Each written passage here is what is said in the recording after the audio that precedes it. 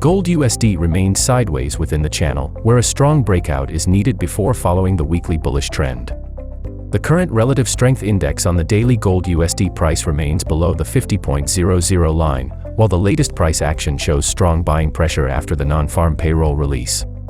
On the daily chart, the current price is trading below the 20 EMA and 100-day SMA levels, which is a sign of an active seller's presence in the market.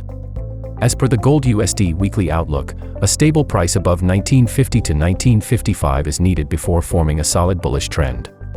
In that case, a buying possibility could open, where the main aim is to test the 1975 level. Moreover, a D1 candle above the 1965 level could flip the monthly candle with a strong bullish trend continuation opportunity. On the bearish side, the 1920 static support level could be the immediate support level.